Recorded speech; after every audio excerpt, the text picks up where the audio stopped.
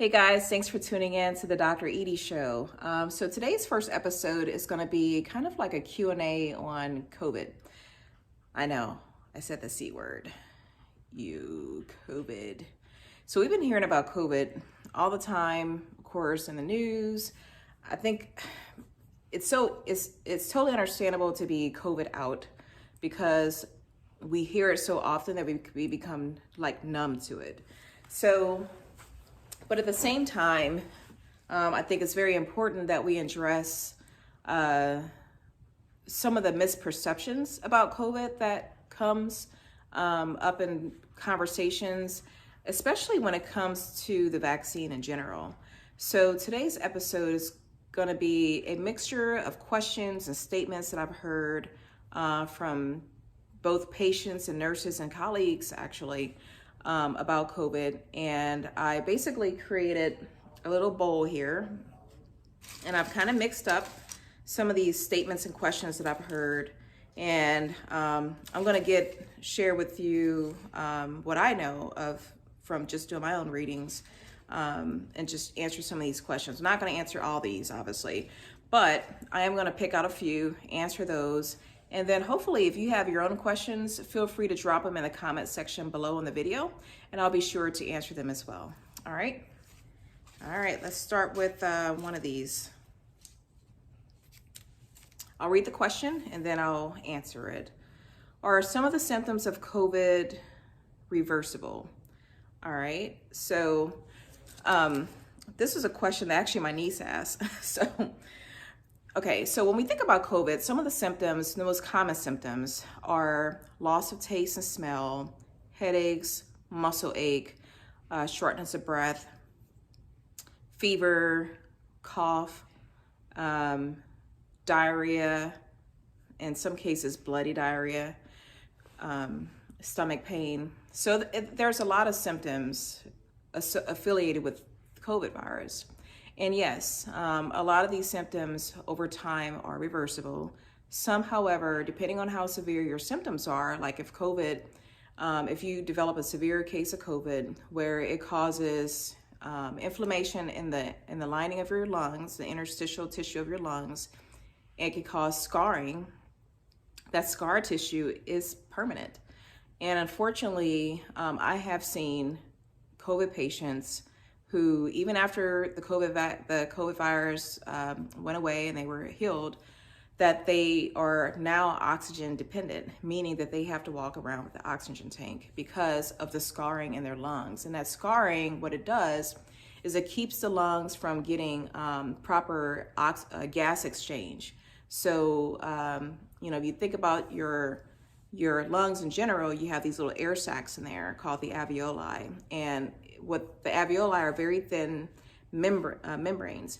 And so you get good gas exchange, carbon dioxide, oxygen, so that your tissues get the proper oxygen that it needs. However, if you have scarring around that alveoli, it's going to obviously become very hard to have that gas exchange. So patients tend to become dependent on oxygen. So that's one of the unfortunate symptoms of COVID. And then you may have heard on some of the news channels of these COVID long haulers. And these are people who had COVID months ago, but yet they still have some of these residual neurological symptoms, headaches, things that are unexplained. COVID is there's still a mystery for a lot of us in the healthcare field that we're learning a lot about still on a daily basis. But you have these patients who are considered long haulers who will unfortunately have symptoms tend to recur or linger much longer than the actual illness when they had it, months ago. So it's a great question.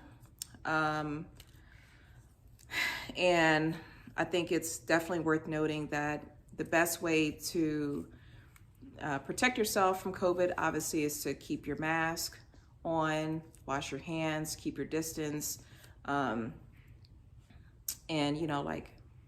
just practice the safety measures that we all know about. All right, so hopefully I answered that question. Thanks, Asaya. All right, so here's another one. This question is, does the vaccine have the COVID virus? Now this is a really good question. I've actually gotten this from some of my patients, and I'm just going to share with you how I address it. So a lot of people think the COVID vaccine contains a part of the COVID virus. And the truth is, it does not contain the COVID virus.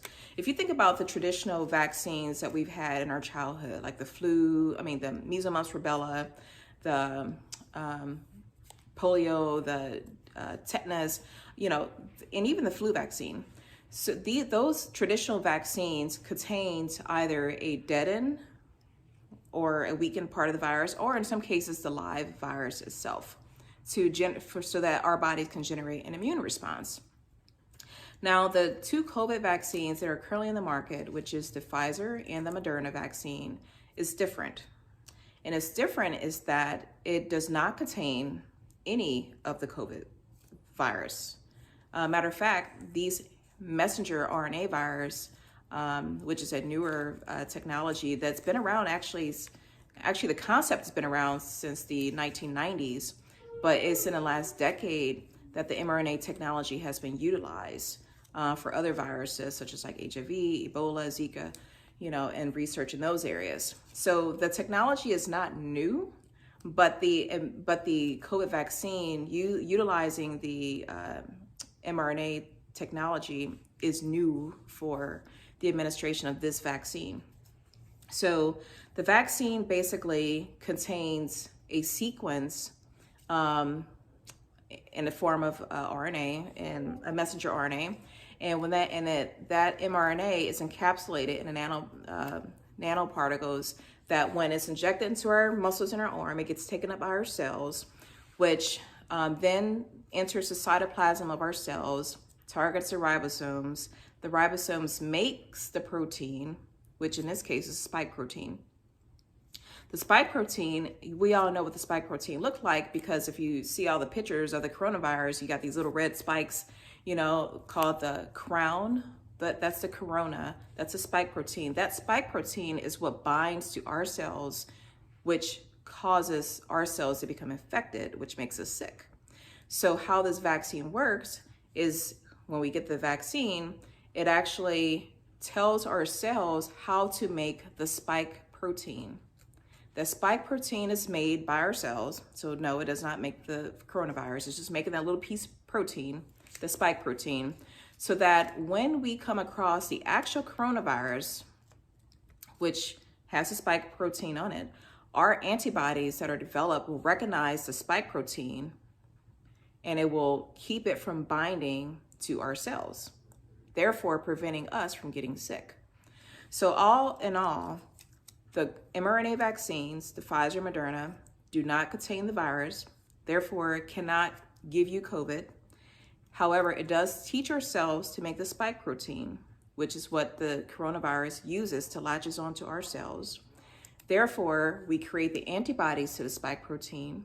So when we do come in contact with the actual virus, we have an immune response that keeps us from getting sick. That is how the vaccine works. All right, so don't want to beat a dead horse, but I want you to understand that that's very important to know. This one, next question, why would I get the vaccine if I don't get the flu vaccine? I think what this question is really asking me is, if I was to rephrase it another way, what is, and I've heard this from other people, is I got the flu vaccine in the past and it made me sick. Therefore, I don't want to why should I get the COVID vaccine? And the flu vaccine, you have the live vaccine and you have an inactive dead vaccine, the one you get through the muscles in your arm. The live vaccine are usually administered intranasally through your nose. And the live vaccines can cause you to have flu-like symptoms, a milder level, but not all the time, very rare. It doesn't give you the flu, it just gives you some of the symptoms because that's your body's way of forming an immune response to that particular vaccine. Again, we just talked about how the COVID vaccine is different. The COVID vaccine does not contain a live virus. So therefore, the flu and COVID are two totally different vaccines. You cannot compare the two. It's apples to oranges. So the flu vaccine cannot give you the flu. It can cause some symptoms that might mimic the flu, but it's not giving you the flu. The COVID vaccine cannot give you COVID because it does not contain it does not contain the virus. All right. I hope I answered that question pretty good. Let me answer something that's not kind of. All right. So this is a question, or this is more of a statement. You know, like, so I'm a family medicine resident, and I was just recently on my ICU rotation at one of the major hospitals here in Atlanta, Georgia, and almost 95 to 96% of my patients were COVID patients, and they were very, very sick. Obviously, they're in the ICU, intubated, and unfortunately, some have passed. However, when I was speaking to some of the nurses who were taking care of these patients who were deathly ill, and I would ask them, hey, did you get your vaccine? I was actually pretty taken aback by some of the nurses saying, no, I'm just gonna wait. Not right. I didn't get the vaccine yet because I'm just going to wait to see how others do. And the reason why I was surprised is because if you witness what I witnessed, seeing people day in, day out who are intubated on life support, where you have to, in some cases, flip them over, which takes a team of nurses and with help of our physicians as well, to flip these patients over so that they can be on their bellies. That's called the prone position for 16 hours, just so that they can get adequate oxygen to their tissues, and then flip them back over for 8 hours and repeat that process. And you see how sick these patients are, and that's what we're doing to try to keep them alive as long as we can. Why would you not get the vaccine? And you're taking care of these people.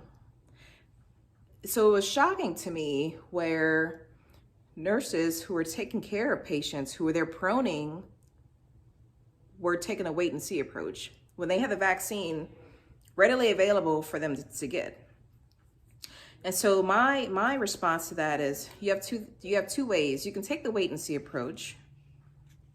However, with the rate that COVID is spreading and the variant strains that are out there, some being more contagious than the original strain that we were dealing with, you can wait and risk yourself getting COVID and not knowing the outcome of what COVID will do to your body. And I will hope that if you got COVID, that your symptoms are very mild and moderate and not severe, and that it would not cause you to end up in an ER. I will hope that will be the case. But why take the chance and why risk it when you can get the vaccine and know that your outcome is, okay, I may have a sore arm for a day or two, or I might have a low-grade fever for a day or two, but I will not end up in the ICU. I will not end up with scarred lungs that's going to cause me to be oxygen dependent. I will not end up with a heart attack or a stroke or cardiomyopathy because this virus caused so much inflammation that it affected my other organs. So think about that when you're taking the wait and see approach. What am I risking? I need you to ask yourself that question. What am I risking when I don't take this vaccine?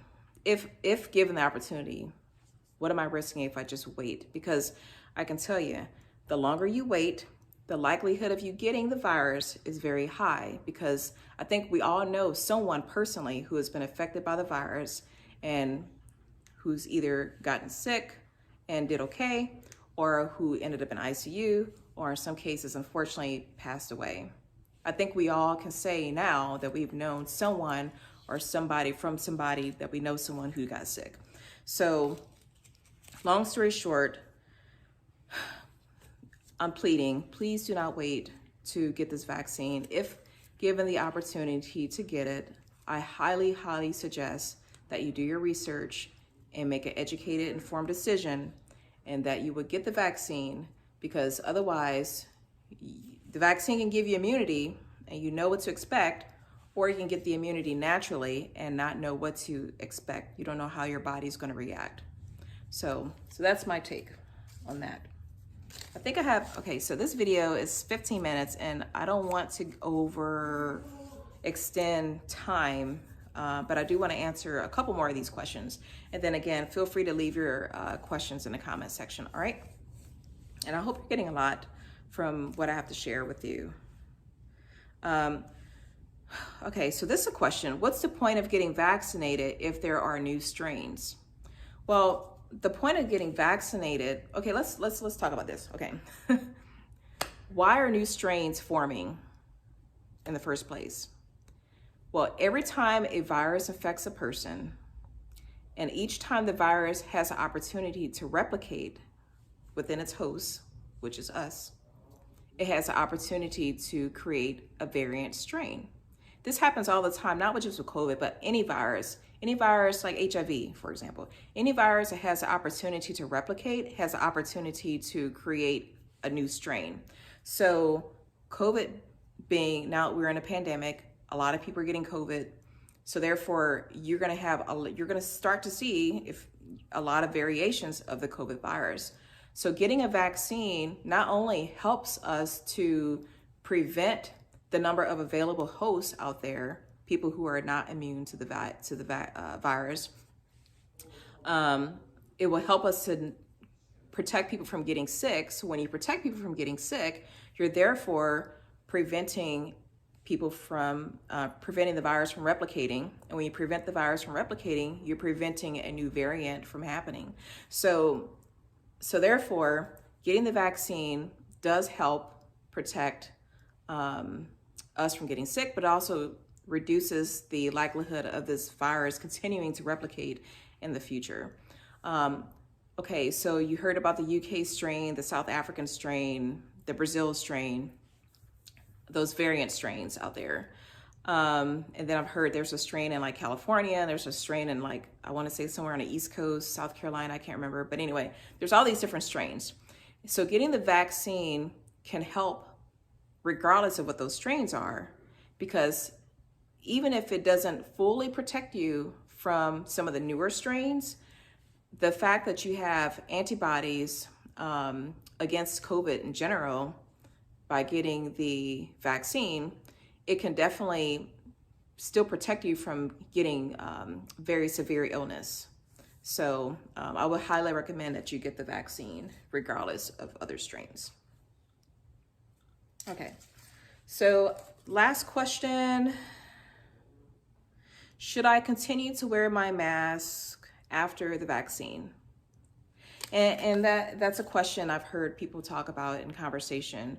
I've even heard people say, well, let's have a COVID party. I mean, we're not a COVID party, but let's for those of us who've got the vaccine, like, why don't we just hang out with each other? We've all been vaccinated. Why not just hang out with each other? And the response to that is twofold. The first one is, yes, we do have the vaccine. We were vaccinated. I got both vaccines. We do have the antibodies. Is it safe to hang out with others who also receive the vaccine? And I will venture to say yes. However, there's still so much that we don't know, that with the newer strains, that I would still take the precaution and wear my mask. So I would say yes, the CDC even recommends wearing your mask even after you get vaccinated, because you can be a carrier you can be asymptomatic. You can be a carrier, that doesn't mean you're sick, but you can be a carrier of the virus and pass it to someone who has not had the chance to get vaccinated yet. So that's still a question mark, that's still an unknown.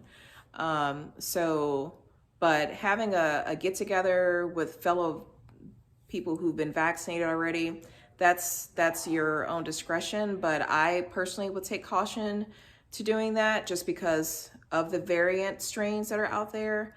I wouldn't want to risk coming across a variant strain even after I got vaccinated against the predominant strain, and then exposing myself to someone who could be a carrier of the variant strain? You know, like there's so many question marks. So I would rather still take the necessary precautions and wear my mask. So, all right, guys. Well, I really appreciate you all for tuning in to the Dr. Eide Show. I hope I was able to address some of the questions that are commonly asked or circulating through your minds that may not have been answered. And if you have any questions, like I said, feel free to drop them in the comment section below. There'll be a part 2 to this video because COVID is very intricate.